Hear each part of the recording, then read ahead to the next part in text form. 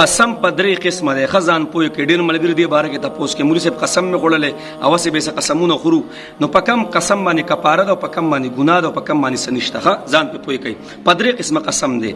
یو لغو قسم دی.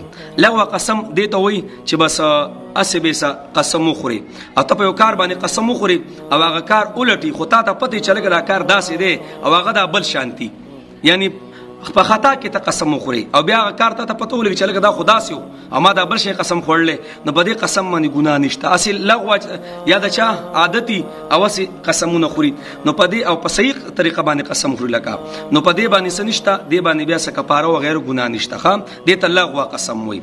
دویم قسم دی غموسو.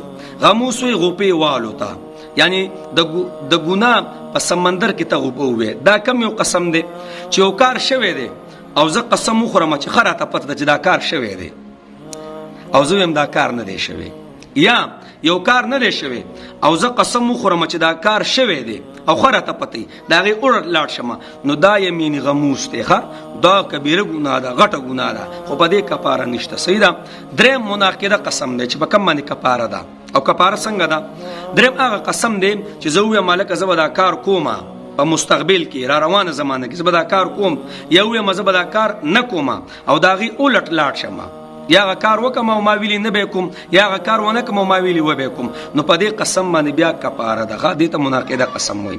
کفاره څنګه دی جی ځان سی په وای بیا ملګری سي خو دې غته پوسونه کوي. لاول کې د قسم کفاره صدا لس مسکینان له دوه ټیم روټي ورکه عام روټي سیدا دوه ټیم لس مسکینان له خدا نه لس مسکینان له بلس جوړي ورکه غم درمیانه جوړي قران کې الله فرمایي خدا نه یو غلام بازاده او کدام نه غلامان هم نشتا نو د یو قسم کفاره 1300 روپۍ دی. 1300 روپۍ دا د یو قسم کفاره ده. دا په لسو کسانو کې تقسیمه 1300 روپۍ او کدام نه کنا نو بیا سدي بیا 3 روجي دي. دا د قسم کفاره ده. په دې باندې ځان پوهه کوي.